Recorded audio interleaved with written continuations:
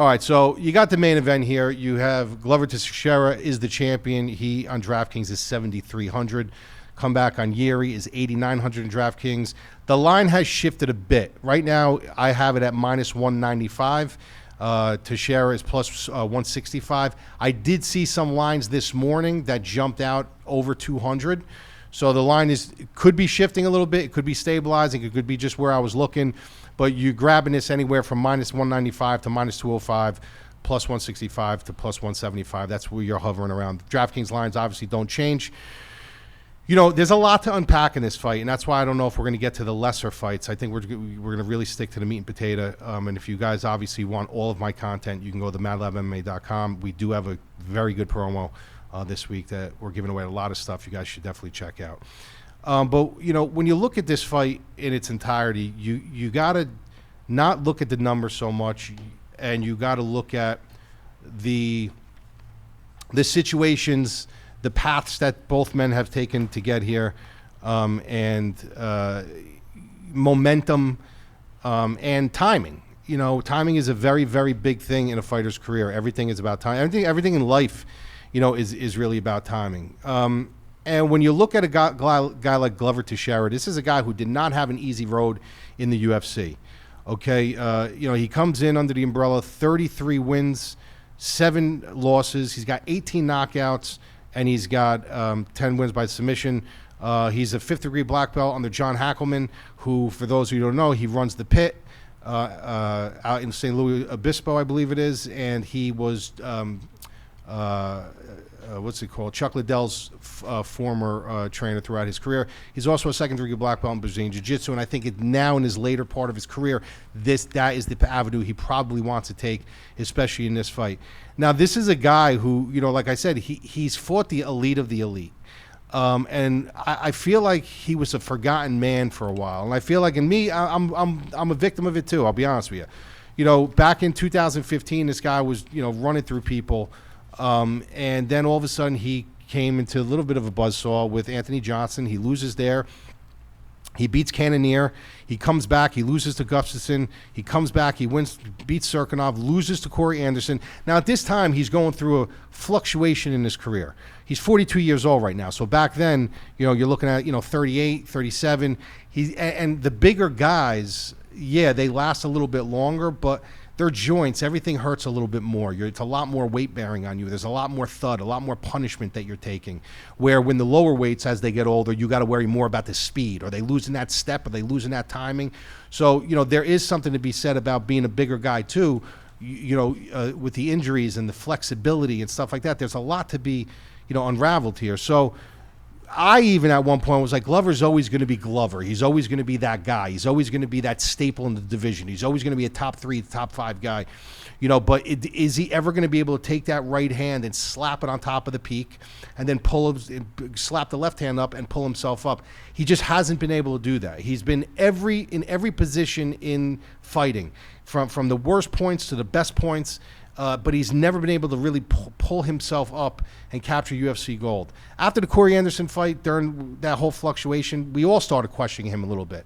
You know, is his better days behind him? Is the competition just becoming too young and too fresh and too sharp and too snappy that he just can't keep up anymore, that he's too old, he can't teach an old dog new tricks, where he's just not evolving like he should? These are all big possibilities, and they're all things that were going through my mind. However, then he goes on this run. He beats Carl Roberson. He beats Ian Cutelaba. He beats Nikita Krylov. He beats my boy Anthony Smith. He beats Thiago Santos. And then he comes back, lines himself up for a fight for the strap against Jan Blachowicz, and he beats Jan Blachowicz, and now he's the champ. This guy has done everything in his career to defy all odds. And, you know, mind you, I always said when Jan won the belt that this guy is not a true champion. Like, I think he's a true champion in his being and the person that he is. But talent-wise, Jan was always going to be a forgotten champion. And at the end of the day, you're not a champion until you defend your belt. You could win the belt, but you're not considered a champion of like a champion amongst champions until you defend your belt. Okay, so win it, great, you won the belt. You got to defend it. And when you defend the belt and retain the belt, you're then considered a champion. So that's something you guys really need to remember. You can have a great night and you can win the belt, or somebody can slip on a banana peel and you can win the belt. But when you come back, if you lose that belt, you're really not considered a champion in my eyes. You need to retain it at least once to be solidified as a champion. Jan couldn't do that. Glover took it away from him, rear naked choke in the second round.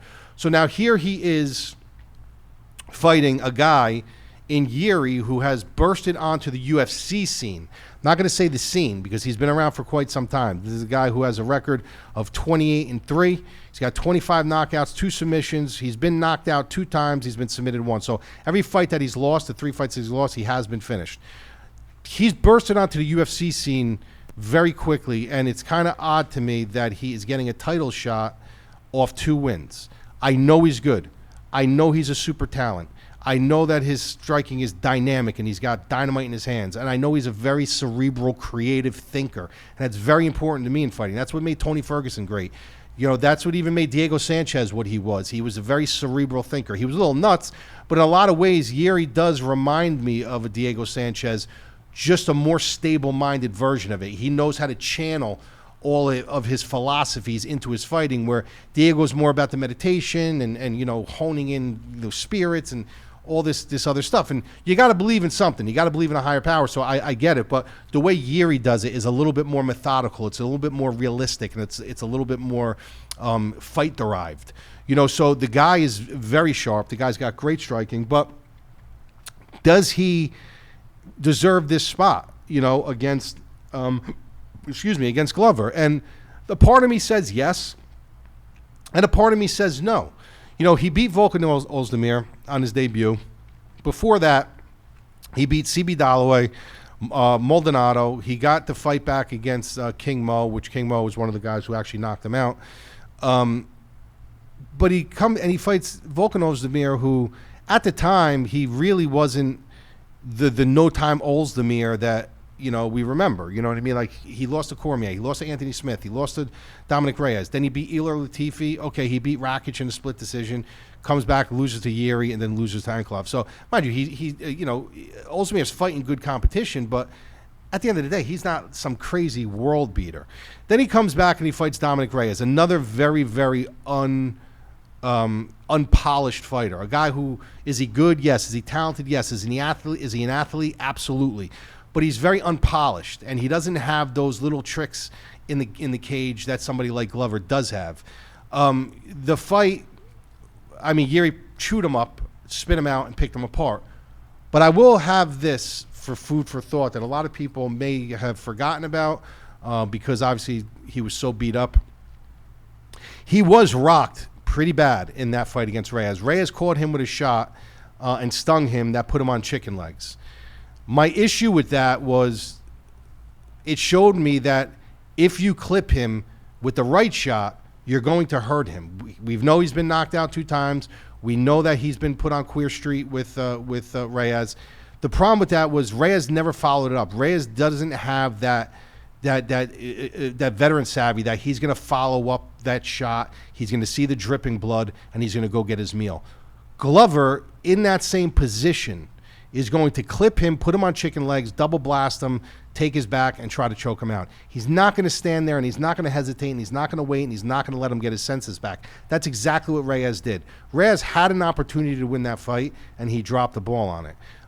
We all know what happened from there. He got caught with the spinning back elbow, and the fight was over. But it wasn't a horrible fight. I did see a lot of holes in Jiri's game. He is very hittable, you know, and obviously we did see him rock.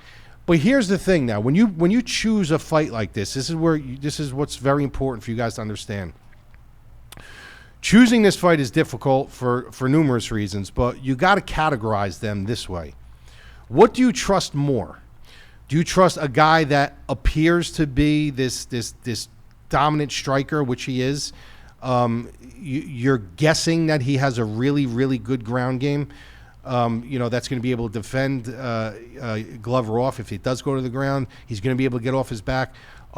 You're hoping that he's got a good chin, that he can weather a storm.